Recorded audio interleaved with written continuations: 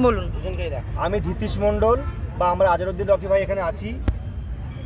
যোগ্য শিক্ষক শিক্ষিকা অধিকার মঞ্চ থেকে আমরা বলছি, পূর্বের যে নির্ধারিত যাদের নাম নির্ধারণ করা হয়েছিল টাকা দেওয়ার জন্য, যা টাকা কালেকশন হয়েছে সে টাকা আপনাদের কাছে রেখে দিন, বা যা আমাদের কাছে এসছে সে টাকা এখন সেইভাবে থাকছে।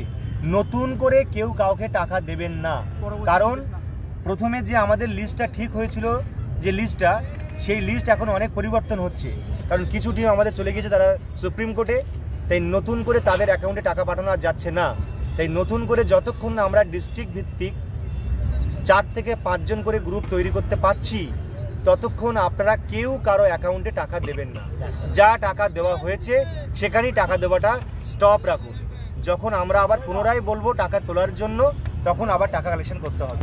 মনে রাখবেন, আমাদের সংঘবদ্ধ থাকতে হবে, কারণ আমাদের টিম আজকে সুপ্রিম কোর্ট থেকে আমাদের জানিয়ে দিয়েছে একটা হিউজ পরিমাণ অ্যাকাউন্ট আমাদের ক্রিয়েট করতে হবে, অনেক টাকা লাগবে, ফান্ড অনেক বড় করতে হবে, কিন্তু এক্ষুনি টাকা দেবেন না যতক্ষণ না আমরা বলবো।